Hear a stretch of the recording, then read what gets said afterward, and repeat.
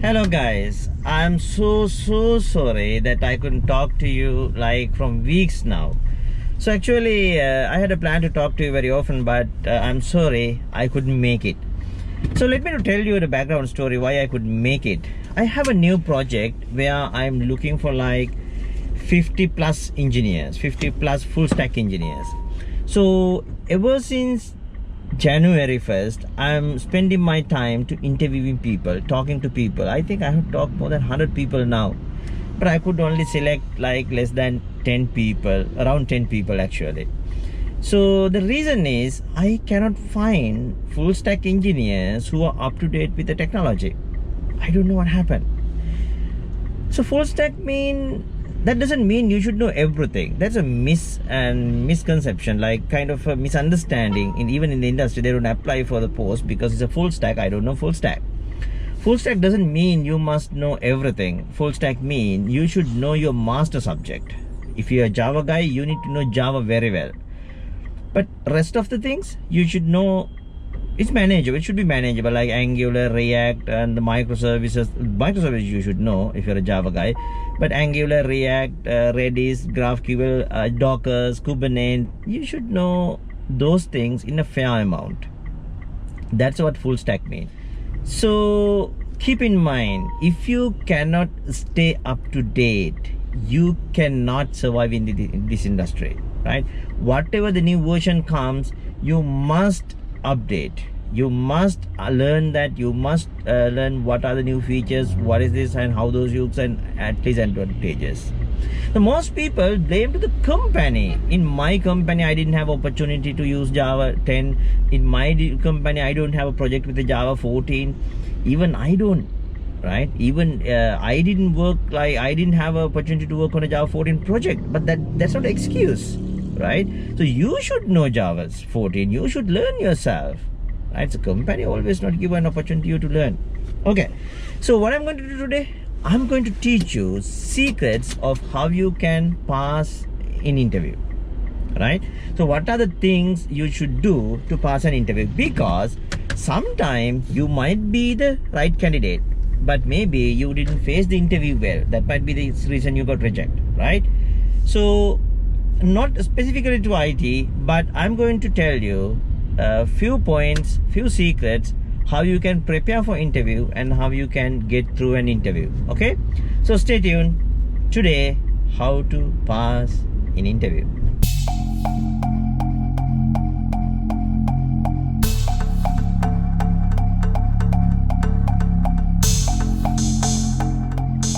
See this. So there are two copes here. So you can see they pull over vehicle. See here, two copes. So what they do is they monitor in the traffic, and if someone is violating rules, then they pull over them and then they give a fine.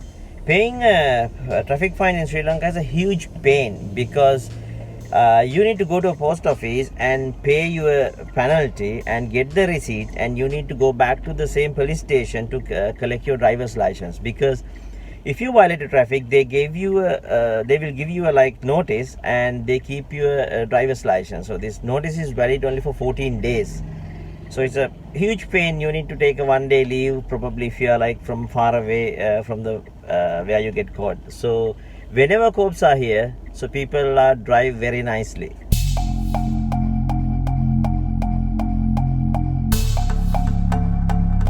First thing you need to pay your attention is your CV or your profile, because that is the first thing someone is going to judge about you. Whenever we post advertisement, we get like hundreds of CVs, and then first phase is we screening them. The most of the time, this screening process done by HR or someone is not like 100% technical. So they just go through your CV and look for like the stack what we are looking for, the stack the project is looking for, something like that.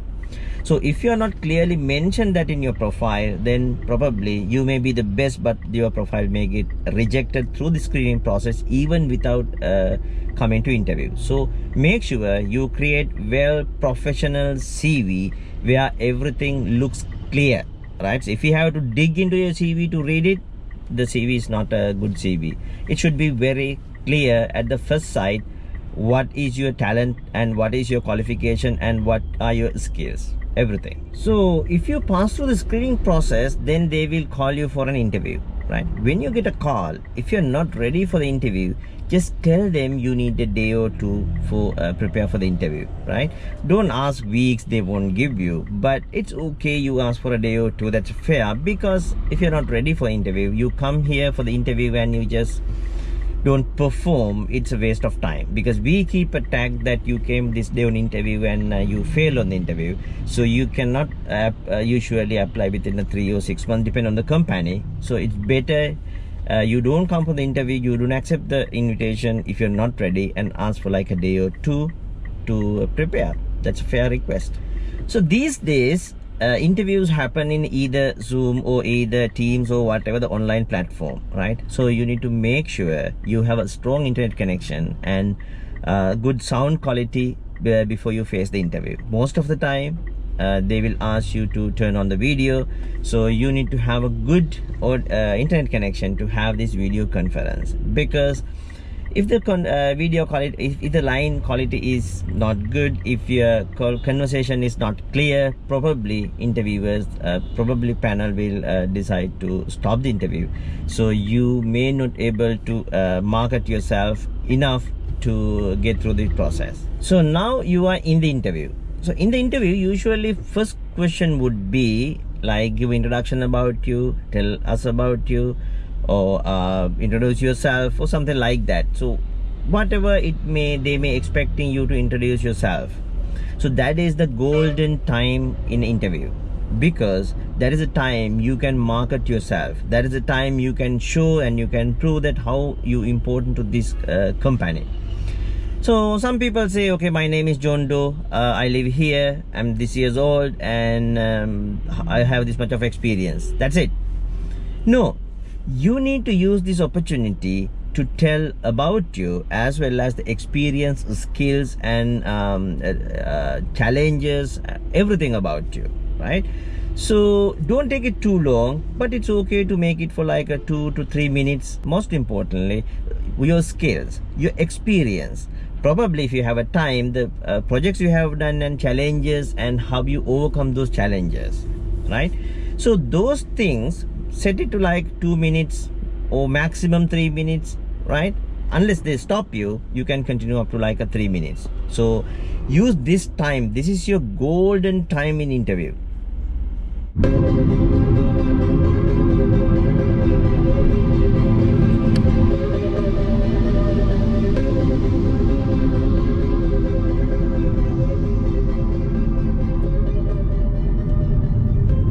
Okay, so though you see in the same video, this is a very different day.